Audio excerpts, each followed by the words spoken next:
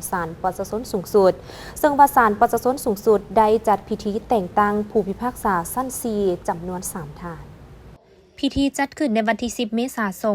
2565ที่ศาลประชาชนสูงสุดโดยการเป็นประธานของศาสตราจารย์ปริญญาเอกนางเวียงทองศรีพันดลประธานศาลประชาชนสูงสุดมีบรรดาท่านหัวหน้าองค์การหัวหน้ากรมหัวหน้าคณะศาลหัวหน้าสถาบันคนคั่วและฝึกอบรมผู้พิพากษาพร้อมทั้งพนักงานศาลประชาชนสูงสุดเข้าร่วม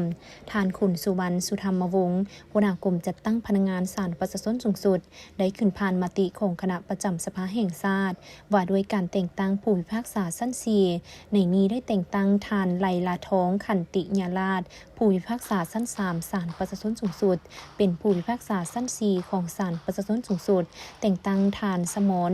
ศรีบุระผู้พิพากษาชั้น3ศาลประชาชนสูงสุดเป็นผู้พิพากษาชั้น4ของศาลประชาชนสูงสุดแต่งตั้งท่านจอมพันธ์จันทวีผู้พิพากษาชั้น3ศาลประชาชนสูงสุดเป็นผู้พิพากษาชั้น4ของศาลประชาชนสูงสุดจากนั้นศาสตราจารย์ปริญญาเอกนางเวียงทองศรีพันดลก็ได้ให้เกียรติขึ้นมอบมติแต่งตั้งและประดับชั้นให้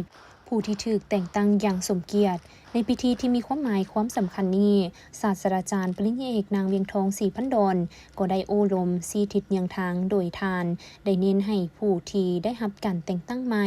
ต้องเอาใจใส่กำแน่นภาระบทบาทสิทธิหน้าที่ความรับผิดชอบของการเมืองของตนเตาโฮมความสามัคคีภายในเป็นปึกแผ่นแน่นหนา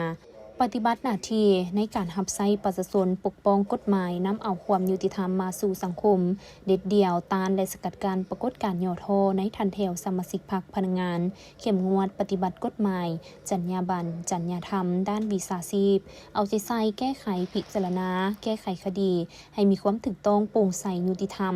และพร้อมกันเฮ็ดหน้าที่ตามการมอบหมายให้มีผลสำเร็จใหม่ใหญ่หลวงกว่าเก่า